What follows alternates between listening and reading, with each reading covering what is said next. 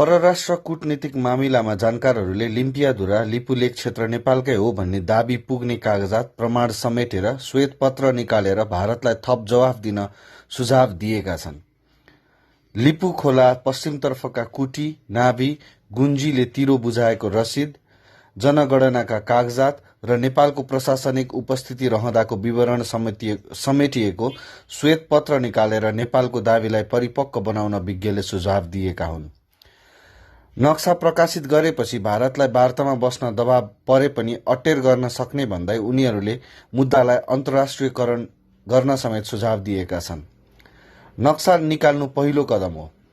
भारतको अतिक्रमण राजनीतिक नक्सामा नेपाली भूमि समेट्ने कृत्य प्रशासनिक उपस्थितिको जवाफ दिनै पर्ने थियो।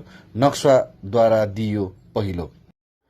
दोस्रो, यो नक्सा नेपाली जनतालाई मात्र दिएर भएन। संयुक्त राष्ट्रसंघ महाशक्ति राष्ट्रहरू जो सुरक्षा परिषदका सदस्य छन् उनीहरूलाई पनि दिनु पर्यो।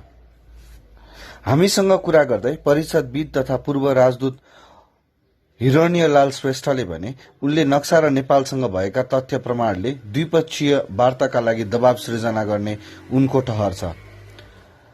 छाङ्रुमाथि नेपाल सरकारको प्रशासनिक उपस्थिति पनि नरहेको र लिपु खोला पश्चिम इलाका उसकै प्रशासनिक अधीनमा रहेकोले भारतले वार्तामा बस्न बहाना खोज्ने उनको निष्कर्ष छ। जवाफमा नेपालले हाल जारी गरेको नक्सा र उपलब्ध प्रमाणसहितको श्वेतपत्र संयुक्त राष्ट्र संघ सुरक्षा परिषदमा प्रस्तुत गर्न ढिला गर्न नहुने श्रेष्ठ बताउँछन्। भारतले वार्तामा बस्न आनाकानी गर्नु एउटै तात्पर्य आफूले कब्जा गरेको भूमिलाई निरन्तरता दिनु हो। हिजोदेखि उसको मनसाय यही देखिन्छ। नक्सा निकालेपछि र अन्तर्राष्ट्रिय समुदायलाई बुझाएपछि भारतलाई छिटो वार्तामा बस्न दबाव हुन्छ। यो अर्को उपलब्धि हो उनी भन्छन्।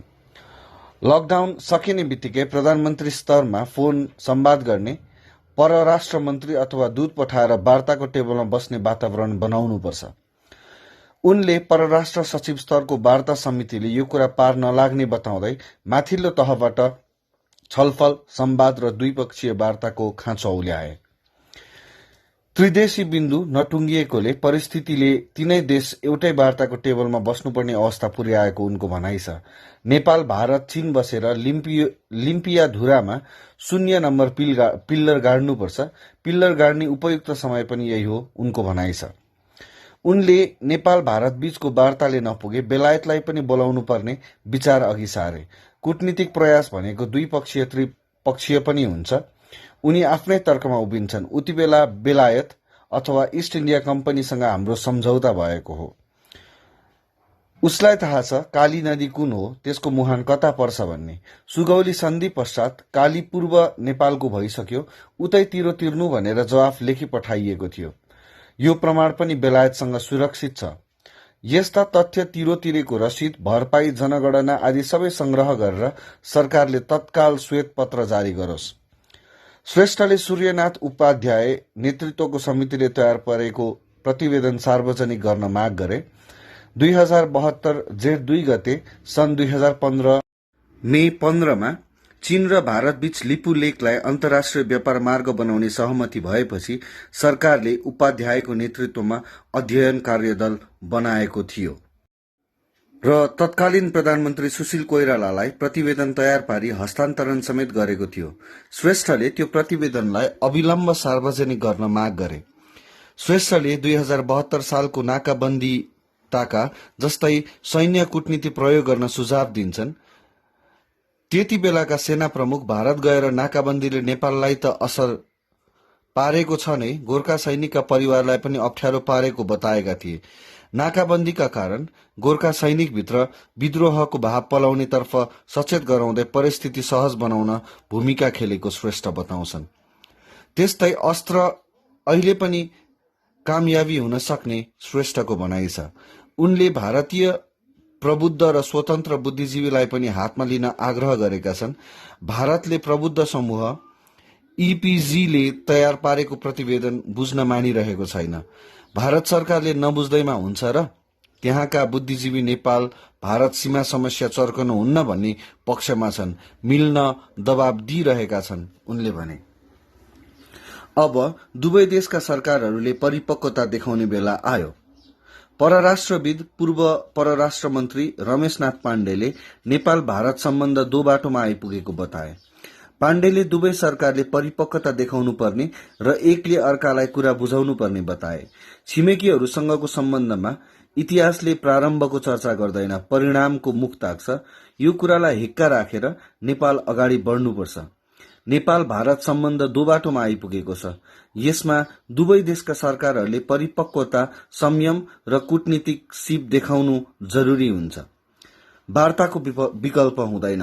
वार्ताको विकल्प खोज्ने हो भने अझै सिपमूलक कुरा के हुन्छ, एकले अर्काको कुरा बुझाउने कलाको खाँचो हुन्छ।